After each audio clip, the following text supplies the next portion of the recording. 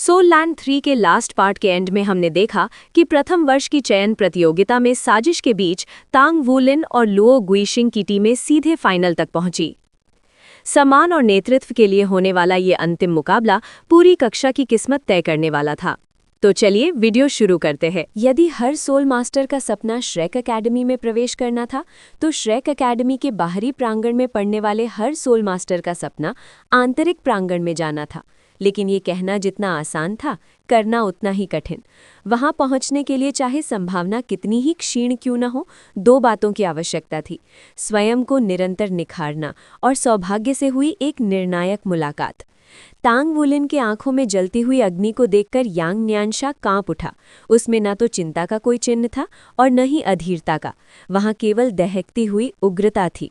वास्तव में तांग वूलिन का शांत मुखौटा टूट चुका था और उसके नीचे छिपा अटूट विश्वास प्रकट हो गया था, इतना प्रचंड कि मानो उसे छूते ही जलन हो जाए। उसका पूरा अस्तित्व आग की लपटों में घिरा प्रतीत हो रहा था और उसकी दृढ़ निश्चय शक्ति उसके शत्रुओं को झकझोर देने के लिए पर्याप्त थी। यांग न्यानशा अकेला ही प्रभावित नहीं हुआ था, पांचों रैंकधारी स्तब्ध रह गए थे। वे समझ ही नहीं पा रहे थे कि तांग वूलिन में इतनी भयानक युद्ध लालसा कैसे हो सकती है। क्या वो सच में सोचता है कि वो जीत सकता है? रैंकधारियों ने तांग वूलिन की टीम पर पूरी तरह से शोध किया था। तांग वूलिन काफी शक्तिशाली था, लेकिन उसमें कई कमियां भी थीं। सबसे बड़ी कमी उसका मार्शल सोल था। इसके अलावा उसने हाल ही में अपनी तीसरी सोल रिंग प्राप्त की थी। उनकी दृष्टि में वो केवल अपनी विचित्र रक्तरेखा के कारण ही उनके स्तर तक पहुंचा था। उनके लिए सबसे बड़ा खतरा गु युए थी, क्योंकि उसने हेल व्हाइट टाइगर के कूलडाउन के दौरान वू सीडुओ को हराया था। बस इतना ही। टीम के बाकी 3 सदस्य तो मानो अदृश्य ही थे।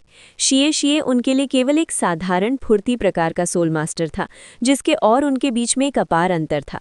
वे मानते थे कि शू शियाओयान की अवसरों का लाभ उठाने की क्षमता अच्छी है, लेकिन चाहे वे जितना भी सोचे, उन्हें यही लगता था कि वो किसी सौभाग्य के कारण ही श्रेक एकेडमी में प्रवेश कर पाई है। हर अन्य पहलू में वो बहुत कमजोर थी। उनकी जांच के अनुसार वो तांग वूलिन की मूल टीम का हिस्सा थी, इसीलिए उन्होंने मान लिया कि तांग वूलिन और गु युए ने ही उसे अंदर पहुंचाया होगा। एकमात्र रहस्य शू लिजी था। वे बस उसके बारे में इतना ही जान पाए थे कि वो एक सपोर्ट प्रकार का सोल मास्टर था, जिसमें अधिक युद्ध क्षमता नहीं थी। अंत में थी ये शेंगलान। वो मजबूत प्रतीत होती थी, लेकिन किसी अज्ञात कारण से उसे भाग लेने से प्रतिबंधित कर दिया गया था। इसीलिए ऐसे गुमनाम प्रतिद्वंदियों का सामना करते हुए उन्हें तांग वूलिन की टीम से कोई भय नहीं था। फिर भी तांग वूलिन द्वारा प्रदर्शित की गई युद्ध भावना उन्हें भ्रमित कर रही थी। क्या वो सच में सोचता है कि वे जीत सकते हैं, वू सीडुओ के हेल व्हाइट टाइगर के सामने भी? तैयार हो जाओ, मैं 5 सेकंड की गिनती शुरू कर रहा हूँ। वू झांगकोंग की ठंडी आवाज माना बर्फ का पानी बनकर पांचों रैंकधारियों पर गिर पड़ी। तो क्या हुआ अगर उसके पास युद्ध भावना है? वास्तविक शक्ति के सामने उसका कोई महत्व नहीं। उन सभी के नाम जीनियस यूथ रैंकिंग में अंकित थे। इसके अलावा वू सीडुओ एक सुपर जीनियस थी। 13 वर्ष की आयु में टॉप 10 में प्रवेश करने वाली इतिहास की सबसे कम उम्र की प्रतिभा। उसकी उम्र में कोई भी उससे तुलना नहीं कर सकता था। उसके पास 4 सोल रिंग्स और दोहरे मार्शल सोल थे। वो श्रेक एकेडमी का चमकता सितारा थी, जिसे आंतरिक प्रांगण में प्रवेश करना तय था। पांचों गर्व से भरे हुए थे, लेकिन कक्षा अध्यक्ष का पद न छीन पाने की असफलता ने उनके अभिमान को चूर चूर कर दिया था। असंतोष भीतर ही भीतर सुलग रहा था और अंततः इस निर्णायक युद्ध के रूप में फूट पड़ा। उनके आकलन में तांग वूलिन काफी मजबूत था, लेकिन गु युए जितना नहीं। लेकिन फिर भी गु युए भी उनकी नजरों में नहीं थी। उसकी साधना के स्तर के साथ वे मानने को तैयार नहीं थे कि वो अकेले पांचों का सामना कर सकती है। अधिक से अधिक वो लुओ गुइशिंग के बराबर टिक सकती थी। पांचों रैंकधारियों का मानना था कि तांग वूलिन की वास्तविक शक्ति उसकी ब्लैक स्मिथिंग कला में निहित थी। यही कारण था कि उन्होंने पहले उसके विरुद्ध विद्रोह नहीं किया था। इतना प्रतिभाशाली लोहार दुर्लभ था और वे उसके साथ संबंध बिगाड़ना नहीं चाहते थे। लेकिन तांग वूलिन, लुओ गुइशिंग और वू सीडुओ के बीच मतभेद उत्पन्न हो गए। उन्हें उसके विचार अत्यधिक अव्यवहारिक लगे। इसीलिए यद्यपि यांग न्यानशा तांग वूलिन की बराबरी नहीं कर सकता था, फिर भी वो उनकी आवश्यकताओं के लिए पर्याप्त था। इस निष्कर्ष पर पहुंचकर उन्होंने तांग वूलिन को नाराज करने की परवाह छोड़ दी। लुओ गुइशिंग ने बाकी रैंकधारियों को इकट्ठा किया और तांग वूलिन को अलग करने का निर्णय लिया। उनके जैसे रैंकधारियों के लिए पीछे हटने का कोई विकल्प नहीं था, केवल आगे बढ़ना ही रास्ता था। 5, 4, 3, 2, 1 वू झांगकोंग ने घोषणा की। तांग वुलिन के चारों ओर 3 बैंगनी सोल रिंग प्रकट हुई और नीली चांदी घास उसके पैरों के पास जमीन से उग निकली। वो घास रेंगती हुई आगे बढ़ी और उसके साथियों के चारों ओर एक प्रतिरक्षात्मक ढाल बना ली। उसके बाकी साथी भी अपने अपने मार्शल सोल को बुला चुके थे और चमकती हुई सोल रिंग एक एक करके प्रकट हो रही थी। दर्शकों के आश्चर्य के लिए शू शियाओयान के पास अब 2 पीली रिंगों के साथ एक बैंगनी सोल रिंग भी थी, लेकिन रैंकधारियों ने ये नहीं देखा। तांग वुलिन के उनकी ब्लिड सिल्वर घास से उनकी दृष्टि को ढक लिया था। तांग वुलिन ने उनके शुरुआती कदमों की योजना अत्यंत सूक्ष्मता से की थी। उसके अलावा किसी ने नहीं सोचा था कि इतनी सावधानी से की गई तैयारी युद्ध की दिशा बदल सकती है। बिना एक पल गंवाए 5 रैंकधारियों ने भी अपने मार्शल सोल को बुला लिया। जब वू सी डुओ और शू यूचेंग दोनों के 4 सोल रिंग प्रकट हुए तो यहाँ तक कि होली स्पिरिट डुओ लोग भी चौंक गई। 4 सोल रिंग्स उसके लिए कुछ नहीं थी, लेकिन 13 वर्ष की आयु में ये एक चमत्कारिक उपलब्धि थी। यहाँ तक कि पूरे महाद्वीप की नंबर 1 अकेडमी श्रेक अकेडमी में भी ऐसी प्रतिभाएं विरले ही मिलती थीं। शुरू करो। वू झांगकोंग की गर्जना के साथ ही प्रथम वर्ष की सर्वोच्चता की लड़ाई आरंभ हो गई। यांग नियानशा ने आकाश की ओर दहाड़ लगाई। उसका शरीर शक्ति से फूल गया और वो डस्क गोल्ड भालू में परिवर्तित हो गया। उसकी ऊंचाई 2 मीटर तक पहुंच गई और उसका पूरा शरीर गहरे सुनहरे फर से ढक गया।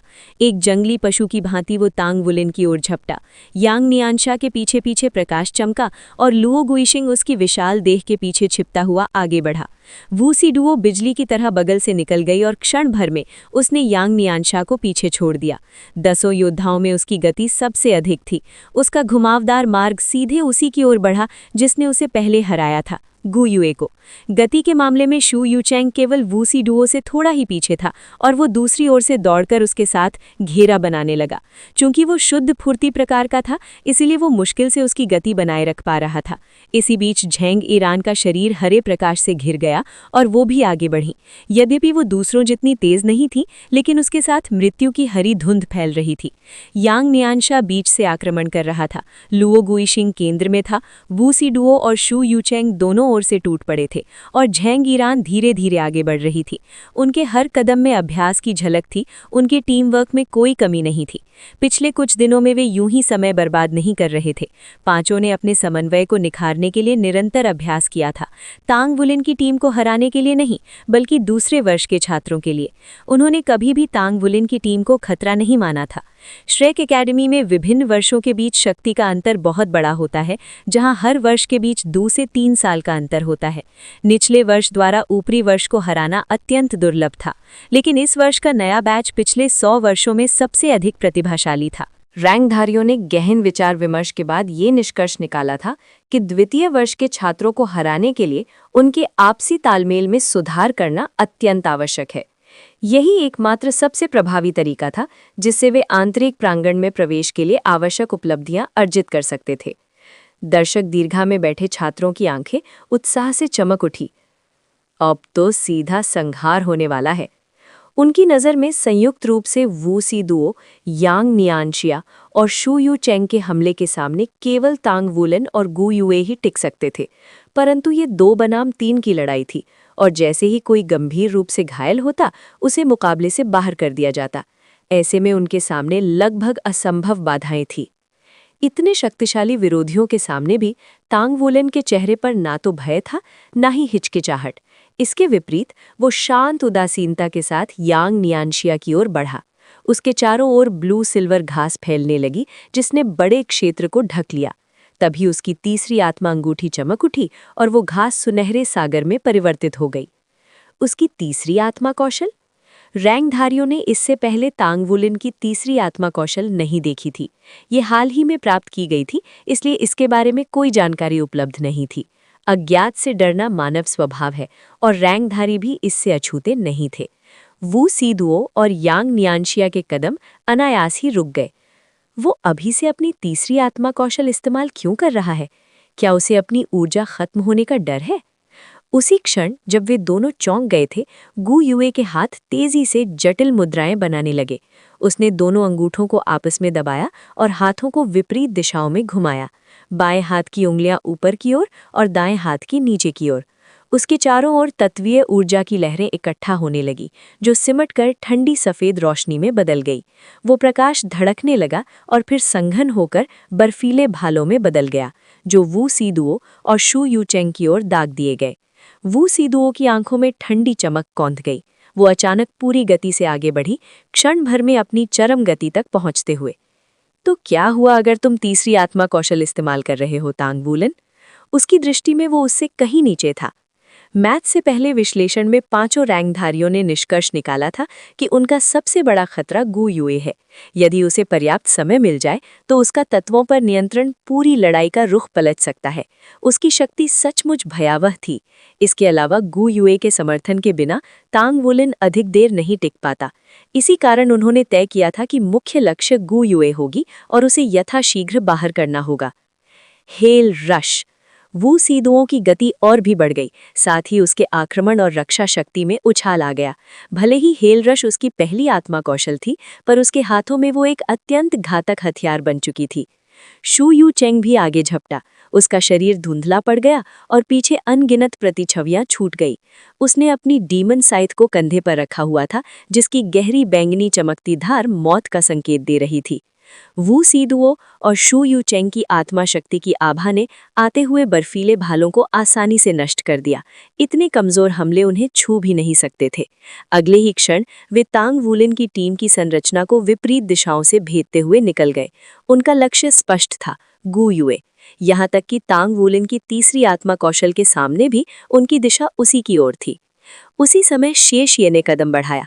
उसका शरीर झिलमिलाया और वो शू यू चेंग को रोकने के लिए आगे बढ़ा, हाथ में लाइट ड्रैगन डैगर थामे हुए। उसी क्षण गू युए की तीनों आत्मा अंगूठियां एक साथ चमक उठी। एलिमेंटल टाइड, एलिमेंटल कंट्रोल और एलिमेंटल फ्यूजन एक साथ सक्रिय हो गए। तत्वों पर उसका नियंत्रण चरम पर पहुंच गया। गू युए ने प्रकाश को अपनी हथेली में समेटा और शू यू चेंग की ओर उछाल दिया। जैसे जैसे वो प्रकाश के निकट आया, उसकी गति धीमी पड़ गई और उसकी दुष्ट आभा मंद पड़ गई। यदि उस समय यू ज़ेंगहैंग यहाँ होता तो वो चकित रह जाता। ये पवित्र प्रकाश था, और इतना ही नहीं, ये उसकी आत्मा कौशल से बेहद मिलता जुलता था। भले ही यू ज़ेंगहैंग का पवित्र प्रकाश थोड़ा अधिक मजबूत था, पर अंतर केवल 20 से 30% का था। शू यू चेंग की डेमन साइथ अंधकार गुण की थी, इसलिए ये प्रकाश उसे दबाने के लिए पर्याप्त था, भले ही वो अत्यधिक शक्तिशाली ना हो। शेषये ने इस अवसर का पूरा लाभ उठाया और शू यू चेंग पर टूट पड़ा। युद्ध योजना के अनुसार अमर से निपटने की जिम्मेदारी उसी की थी। उसी समय वू सीदुओ गू युए के सामने पहुंच चुकी थी। अब उसके पास पलटवार करने का समय नहीं था। वो स्वयं की रक्षा भी नहीं कर सकती थी। तांग वुलिन ने अपने साथियों की ओर कोई ध्यान नहीं दिया। वो सीधे यांग नियांशिया की ओर दौड़ा और उछलते हुए उसकी छाती की ओर दाया मुक्का झोंक दिया। यांग नियांशिया मुस्कुराया और वहीं रुक गया। उसने अपने शरीर को स्थिर किया और अपना दाया मुक्का तांग वुलिन के मुक्के से टकराने के लिए आगे बढ़ाया। उसे अपनी शक्ति पर पूरा विश्वास था। वे दोनों ही शक्ति प्रकार के आत्मा साधक थे और उसे विश्वास नहीं था कि तांग वुलिन उससे अधिक शक्तिशाली होगा। तांग वुलिन की आंखों में परिवर्तन आने लगा। सुनहरी चमक उसकी पुतलियों में भर गई और उसकी बाह पर लहरों की तरह दौड़ लगी। उस लहर की जगह सुनहले शल को भराए और उसका मुक्का सुनहरे ड्रैगन के पंजे में परिवर्तित हो गया, जो हवा को चीरता हुआ आगे बढ़ा। यांग नियांशिया गरजा। उसके मुक्के की चारों ओर गहरे सुनहरे प्रकाश की आभा लहराने लगी। उसका उद्देश्य सरल था, बस तांग वुलिन को उलझाए रखना। इस दौरान उसके साथी बाकी सबको समाप्त कर सकते थे और फिर जीत उनकी होती। यांग नियांशिया एक सावधान और जोखिम न लेने वाला व्यक्ति था। उसने पूरी शक्ति से प्रहार नहीं किया, बस उतनी ही शक्ति लगाई जितनी उसके उद्देश्य के लिए आवश्यक थी। लेकिन ठीक टकराव से कुछ इंच दूर तांग वुलिन गायब हो गया। यांग नियांशिया आश्चर्य से आगे की ओर लड़खड़ा गया। उसकी मुट्ठी हवा से टकराई और धमाकों की गूंज फैल गई। ठगे जाने का एहसास उसके रक्त को खौलाने लगा। उसी क्षण वू सीदुओ गू युए तक पहुंच चुकी थी और उसने 100 हेल क्लॉज छोड़ दिए। पंजे इतने घने थे कि गू युए के लिए बचने का कोई रास्ता नहीं था। वू सीदुओ पूरी तरह सतर्क थी, इस आशंका में कि कहीं तांग वुलिन की तीसरी आत्मा कौशल सक्रिय ना हो जाए। लो गुइशिंग की आवाज गूंजी, वू सीदुओ और शू यू चेंग, तुम दोनों गू युए पर हमला करोगे। गू युए स्पेस को भी कंट्रोल कर सकती है। इसलिए अगर वो टेलीपोर्ट करने की कोशिश करे तो तुरंत बाकी तीनों को निशाना बनाना, उन्हें खत्म करना आसान होगा। एक बार तांग वूलेन और गु युए का समर्थन खत्म हो गया तो वो जहां भी टेलीपोर्ट करे कोई फर्क नहीं पड़ेगा, जीत हमारी होगी। ज़ैंग ईरान, तुम मेरे साथ रहोगे। अगर वो हमारे पास टेलीपोर्ट होती है तो हम दोनों मिलकर उसे संभाल लेंगे, और अगर वो नहीं भागती है तो वू सीदुओ, ये तुम्हारे लिए अपनी हार की भरपाई करने का मौका होगा। जैसे जैसे वू सीदुओ और गु युए के बीच की दूरी घटी, वू सीदुओ गु युए के चेहरे के भाव स्पष्ट देख सकती थी। वहां ना तो आश्चर्य था, न ही घबराहट। ये कोई दिखावा भी नहीं था, बल्कि शांत कॉन्फिडेंस झलक रहा था। ये मेरे आक्रमण को अपने शरीर से कैसे झेलेगी? वे तत्वों से समय पर रक्षा नहीं कर सकती।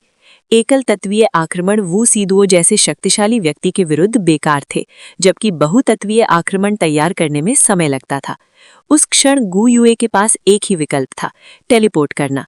ये जानते हुए वू सीदुओ ने अपनी आंखों के कोने से शे शियाओएन और शू लीजी को चिन्हित कर लिया। उसने देखा कि गु युए के चारों ओर सिल्वरी रोशनी इकट्ठा हो रही है और वो तुरंत अपने लक्ष्य बदलने के लिए तैयार हो गई। लेकिन गु युए के टेलीपोर्ट करने से पहले ही स्थान में विकृति आई और वहां से चमकदार सुनहरी रोशनी फूट पड़ी। सुनहले शल्कों से ढका एक मुक्का बाहर निकला। कोई विशेष तकनीक नहीं, बस एक सीधा क्रूर प्रहार। वू सीदुओ केवल 1 फुट की दूरी से उस मुक्के में छिपी भयावह शक्ति को महसूस कर सकती थी, लेकिन उसकी गति बहुत अधिक थी। अब बचना असंभव था। धड़ाम! पूरा अखाड़ा गूंज उठा। 100 पंजे बिखर गए और टक्कर की शक्ति ने वू सीदुओ को पीछे उछाल दिया। तांग वूलिन गु युए के सामने दृढ़ता से खड़ा था। गु युए ने उसे यांग नियांशिया के साथ संघर्ष से टेलीपोर्ट कर यहां बुलाया था, वू सीदुओ पर घात लगाने के लिए। दूर से ये दृश्य देख रहा लो गुइशिंग भौहें से कोड़ बैठा। वो गु युए को रोक नहीं पाया, वो उसी की विशेषता में उसे मात दे रही थी। अपनी तीसरी आत्मा कौशल के माध्यम से लो गुइशिंग अपने साथियों को अपने पास टेलीपोर्ट कर सकता था, और इसी कौशल के कारण वो जीनियस यूथ रैंकिंग्स में स्थापित हो पाया था। लेकिन इस कौशल की सीमाएं थी। यदि लक्ष्य प्रतिरोध करे तो वो उसे टेलीपोर्ट नहीं कर सकता था, परंतु गु युए वो स्थान को उतनी ही कुशलता से नियंत्रित कर रही थी जितना वो स्वयं कर सकता था। जैसे ही लुओ गुइशिंग ने जमीन पर फैली सुनहरी घास को हिलते हुए देखा, वो समझ गया कि ये एक जाल है। तांग वूलिन ने आखिरकार अपनी तीसरी आत्मा क्षमता का उपयोग कर लिया था। उसने और गु युए ने मिलकर वू सिदुओं से निपटने का फैसला किया था। लुओ गुइशिंग अपनी स्पेशल रिट्रीट क्षमता से वू सिदुओं को तुरंत अपने पास टेलीपोर्ट कर सकता था, लेकिन वो इस आत्मा कौशल का लगातार उपयोग नहीं कर सकता था। अगर वो वू सिदुओं को वापस बुलाता तो शू यूचेंग दुश्मन की रेखाओं के पीछे अकेला रह जाता। इसी दुविधा में उसका निर्णय देर से हुआ। अंततः उसने वू सिदुओं की शक्ति पर भरोसा करने का निश्चय किया और सोचा कि वो कुछ समय तक तांग वूलिन और गु युए का सामना कर सकती है। उधर अगर शू यूचेंग जल्दी से शे शिए को हरा दे तो वो वू सिदुओं के साथ मिलकर तांग वूलिन और गु युए से निपट सकता है। उसने मन ही मन गणना की और निष्कर्ष निकाला कि यांग नियांशिया, झेंग ईरान और उसके समर्थन के साथ जीत निश्चित है। शे शिएगे शू यूचेंग का रास्ता रोक लिया। गु युए के प्रकाश आधारित हमले ने इमॉर्टल की गति को धीमा कर दिया था, जिससे शे शिए उसे पकड़ सका। शू यूचेंग ने शे शिए की ओर बढ़ते देख उपहास किया।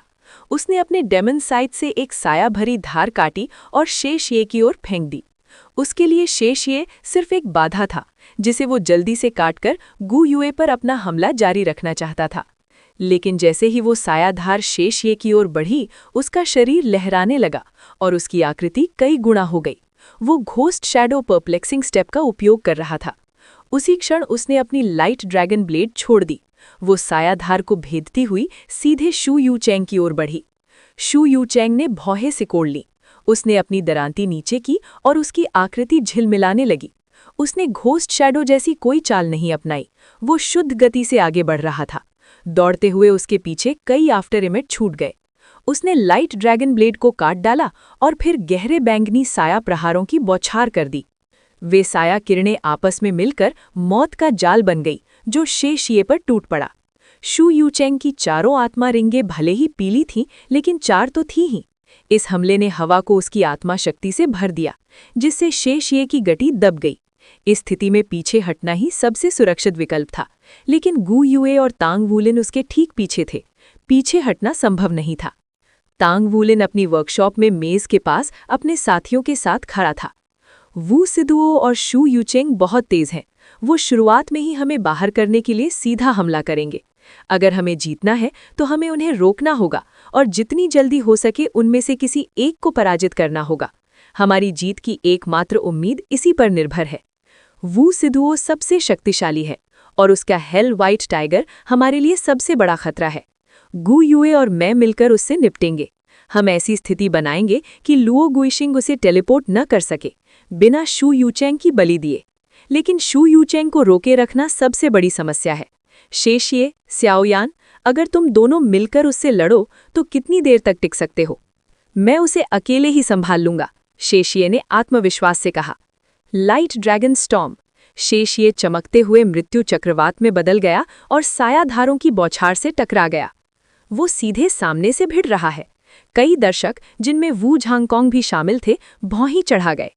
3 रिंग्स वर्सेस 4, ये एक निराशाजनक मुकाबला था, खासकर जब सामने वाला शुद्ध आक्रमण में विशेषज्ञ हो।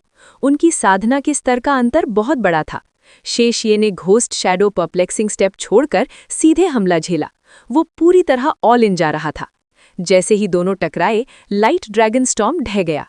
प्रकाश अंधकार को हटाता है, लेकिन अंधकार प्रकाश को निगल जाता है। शेशिए की लाइट ड्रैगन डैगर कभी भी शू यूचेंग की डेमन साइट के बराबर नहीं थी। ऊपर से आत्मा शक्ति का अंतर। परिणाम तय था।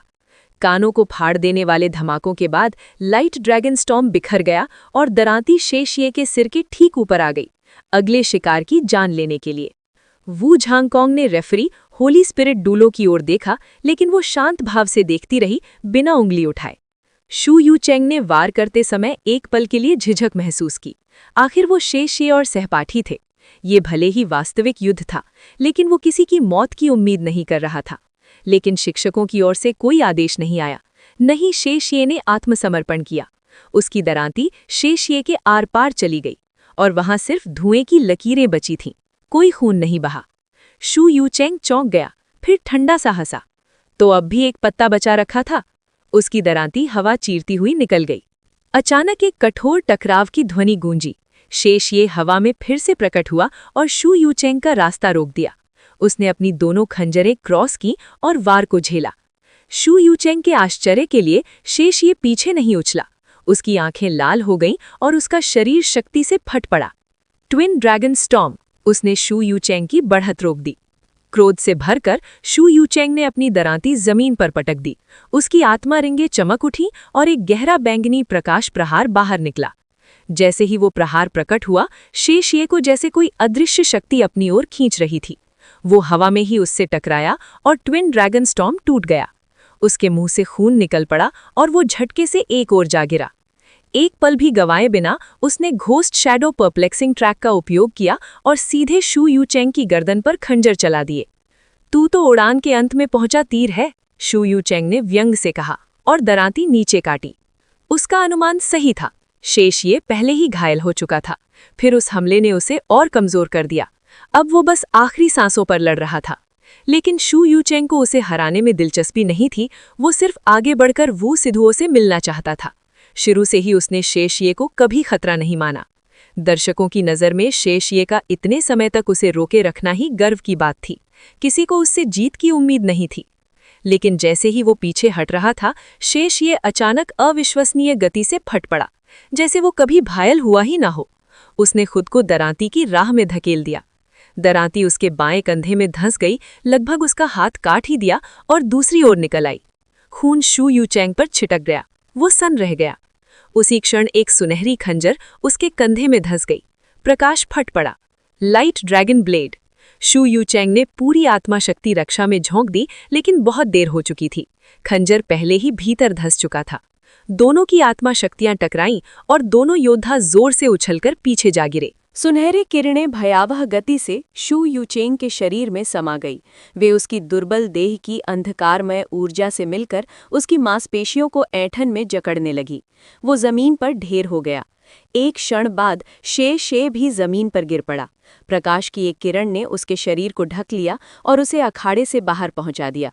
उसका रंग बर्फ जैसा सफेद पड़ चुका था और दर्द उसके शरीर के हर इंच को जला रहा था। लेकिन फिर भी उसके होठों के कोने पर गर्व भरी मुस्कान थी।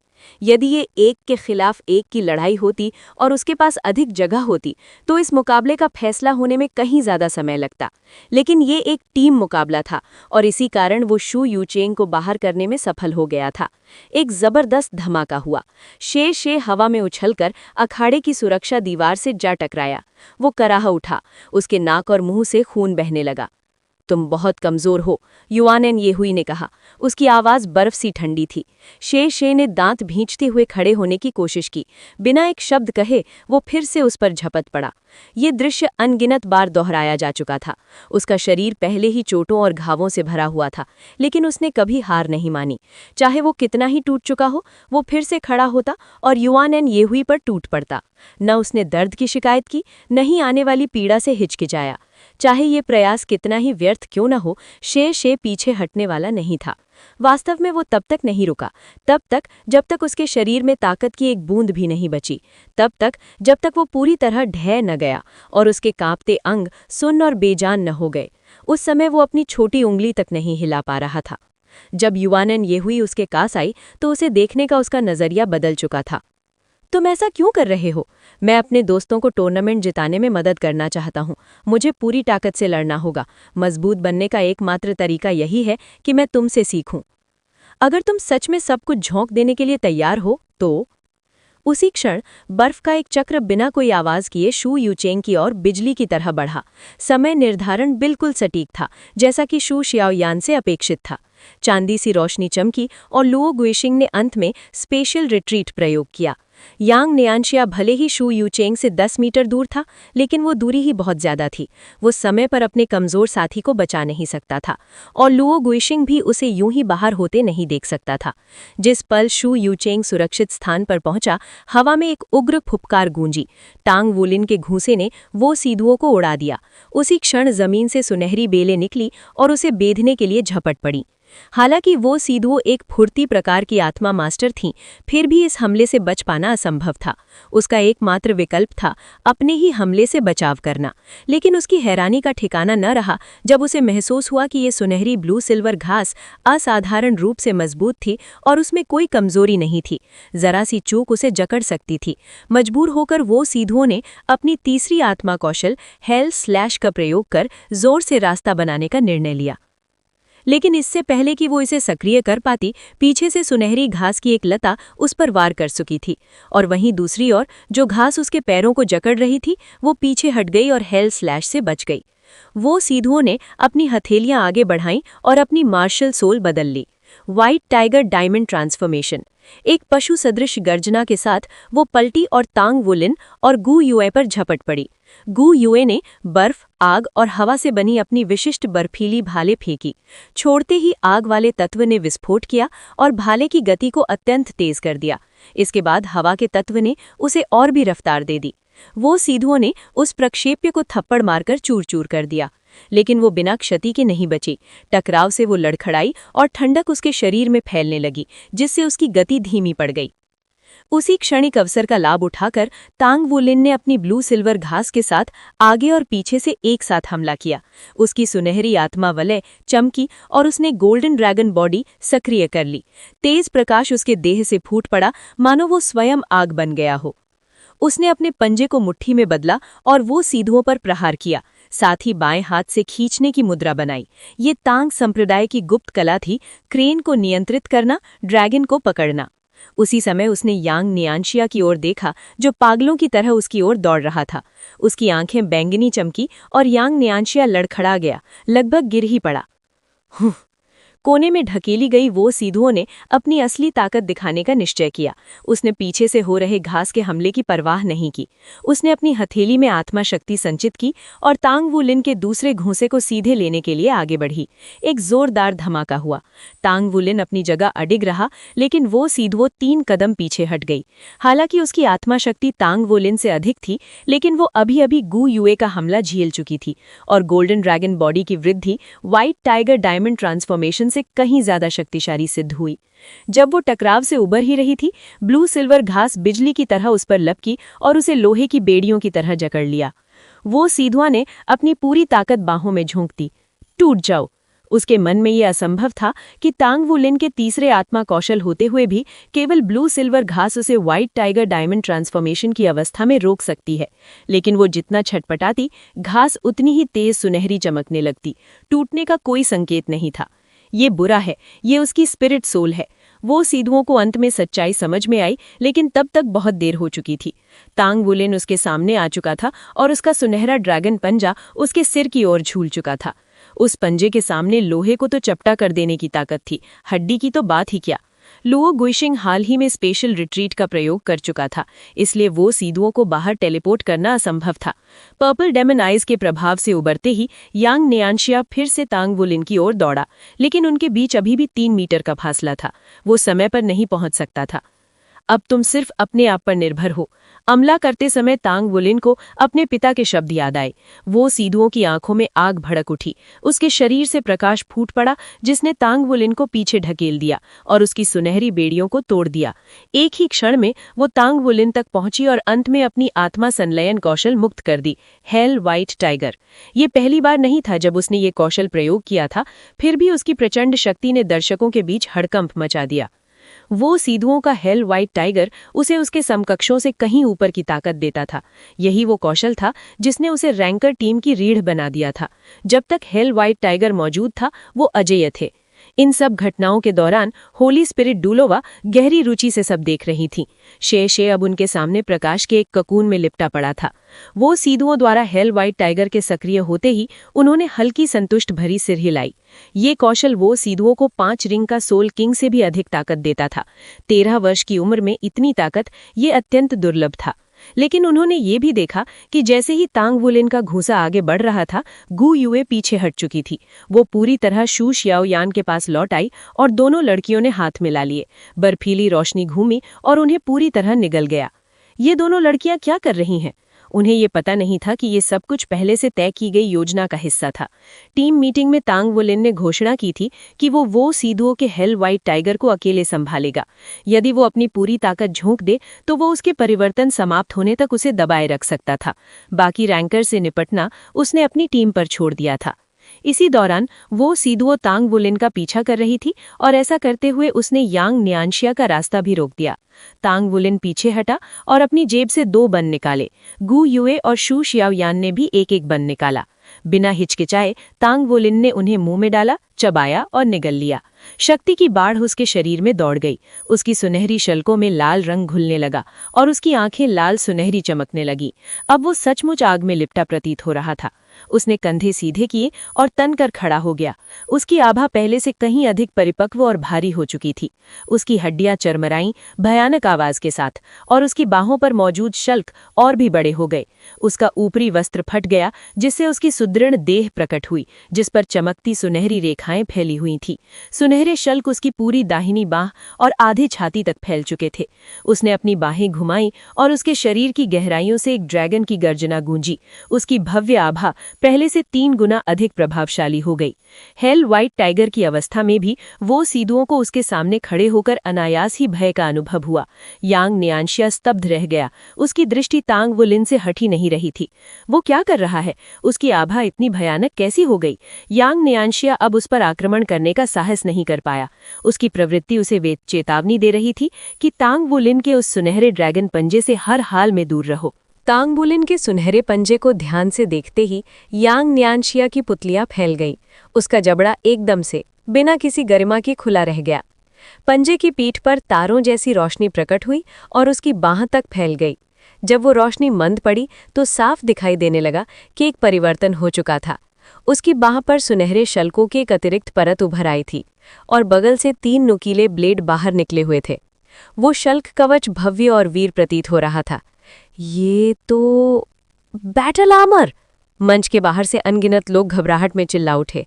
ये कोई साधारण एक शब्दीय बैटल आर्मर नहीं था, ये सीधे उसके शरीर से प्रकट हुआ था। ऐसा केवल स्पिरिट रिफाइंड 2 शब्दीय बैटल आर्मर से संभव होता है। वूसी दुओ वहीं जम गई।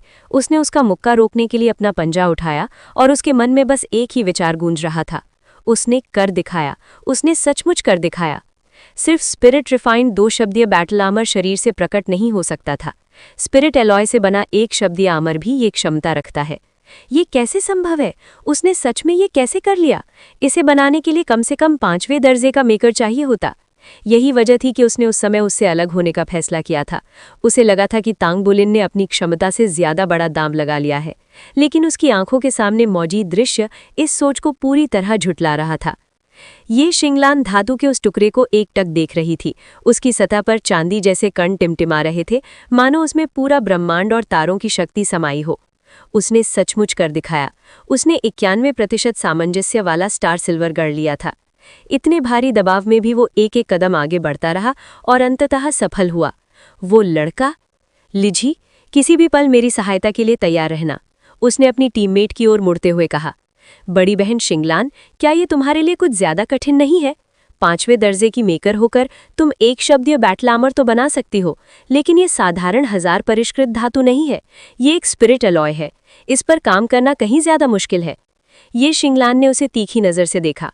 वो एक दिव्य आधार अलॉय गढ़ सकता है, तो मैं स्पिरिट अलॉय से एक शब्दीय बैटल आर्मर क्यों नहीं बना सकती? बस बहुत हुआ, तैयार रहो। उसकी दृष्टि फिर से स्टार सिल्वर पर जा टिकी। उसकी आंखों में दृढ़ संकल्प तहक रहा था। वो जिद्दी और गर्वीली थी। इनर कोर्ट की सदस्य रह चुकी थी। उसमें अडिग इच्छा शक्ति थी। उसने इसे तुरंत उठाने का एकमात्र कारण यही था कि ये एक दिव्य आधार धातु थी। जिस क्षण उसने कदम बढ़ाया, उसी पल उसने तय कर लिया था कि वो तांग बुलिन के बैटल आर्मर को पूरा कराने में उसकी मदद करेगी। उसके मन में यही एक रास्ता था जिससे वो उसे इस अनमोल खजाने का प्रतिदान दे सकती थी। तेज रोशनी की एक चमक के साथ उसकी स्टार गॉड तलवार उसके हाथ में प्रकट हो गई। वो 3 साल पहले की तुलना में कहीं अधिक चमकदार थी। उसके चारों ओर 3 बैंगनी आत्मवलय घूम रहे थे। हाथ की एक झटके से तलवार हवा को चीरती हुई आगे बढ़ी। उसकी नोक सूर्य के समान दहक रही थी। एक पल भी न गवाते हुए वो सीधे काम में जुट गई। कुछ ही देर में उसने धातु को हाथ और बाह के बुनियादी आकारों में काट दिया।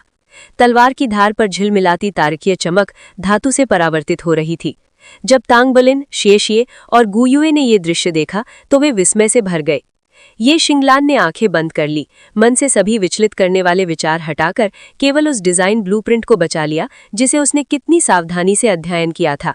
बैटल आर्मर के निर्माण में सटीकता सबसे अहम है, विशेषकर सर्किट कोर में। वहां जरा सी भी गलती की गुंजाइश नहीं थी।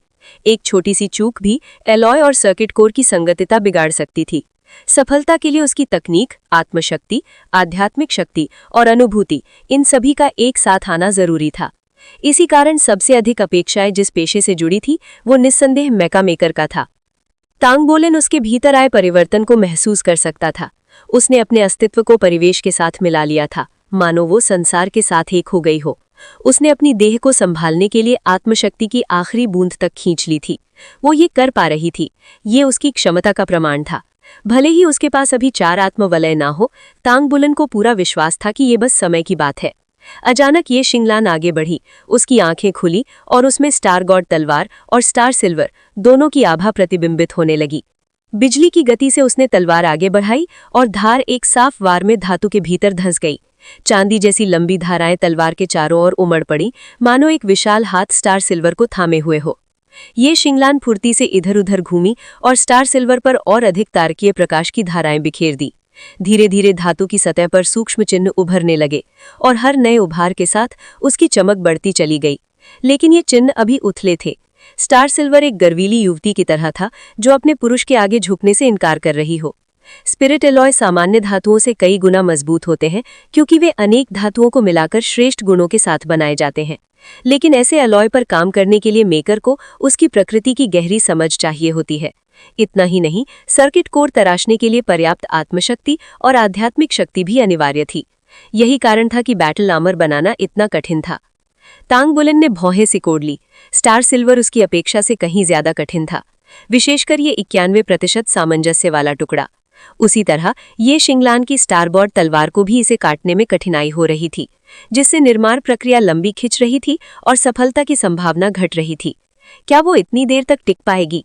बैटल आर्मर गढ़ना एक अत्यंत श्रम साध्य प्रक्रिया थी। अनेक बाधाओं को पार करने के बाद ही तांग बुलिन स्टार सिल्वर में जीवन और आत्मा भर सका था। लेकिन इससे बैटल आर्मर बनाने के लिए ये शिंगलान को इसकी जीवंतता और आत्मिकता को और जागृत करना था। यदि तांग बुलिन स्टार सिल्वर का पिता था तो ये शिंगलान इसकी दत्तक माता थी। वही इसे परिपक्वता तक पहुंचाने वाली थी। एक अनगढ़ चूजे से उसे आकाश में ऊंचा उड़ने वाले भव्य गरुड़ में बदलने वाली थी। ये कहना असंभव था कि किसका काम अधिक कठिन था। दोनों ही अनिवार्य थे। धातु को जीवन देने की इस प्रक्रिया में एक छोटी सी गलती कबाड़ और खजाने के बीच की रेखा खींच देती थी। लाखों तारकीय प्रकाश की धाराएं एक दूसरे पर चढ़ीं और सुदृढ़ हुईं, अंततः सर्किट कोर के लिए पर्याप्त छाप छोड़ती हुईं। हर एक रेखा को स्टार सिल्वर की प्रकृति के अनुरूप ढालना पड़ता था ताकि उसकी आंतरिक संरचना रूपांतरित हो सके। ये अत्यंत जटिल कार्य था। ये शिंगलान ने शांत और स्थिर हाथों से ओवरलैपिंग तारकीय धाराओं की सहायता से धातु को तराशना जारी रखा। उसकी बुनियाद बहुत मजबूत थी। तांग बुलिन ने उसकी आत्मशक्ति नियंत्रण क्षमता की प्रशंसा करते हुए मन ही मन आह भरी। इतनी कम उम्र में ऐसा कौशल दुर्लभ है। अब वो समझ गया था कि उसने सर्किट कोर तराशने के लिए साधारण चाकू का उपयोग क्यों नहीं किया। अपनी स्टारगॉड तलवार का उपयोग करके वो अपनी तलवार कला का भी अभ्यास कर रही थी। अगर वो हमेशा इसी तरह प्रशिक्षण लेती रही हो तो उसका इतना शक्तिशाली होना स्वाभाविक ही है। वाकई इनर कोर्ट की सदस्य जैसी ही थी। समय रेंगता हुआ आगे बढ़ता गया। 1 घंटा बीता, फिर दूसरा, फिर तीसरा। अंततः 5वें घंटे पर स्टार सिल्वर की रेखाएं उथली से गहरी हो गई, सरल डिजाइन से जटिल संरचना में परिवर्तित हो गई। अब हर एक कटी हुई रेखा आपस में जुड़ चुकी थी, एक दूसरे के साथ गूंजती और प्रतिध्वनित हो रही थी। स्टार सिल्वर पहले से कहीं अधिक तेज चमकने लगा। उसकी सतह पर चकाचौंध करती तारकीय कण नृत्य करने लगे, मानो एक आभा बन गई हो। उसके भीतर जीवन की सांस प्रबल रूप से धड़क रही थी। उसके सर्जक के रूप में तांग बुलिन उसकी भावनाओं को महसूस कर सकता था, मानो वो गरुड़ पहली बार उड़ान के चमत्कार का आनंद ले रहा हो।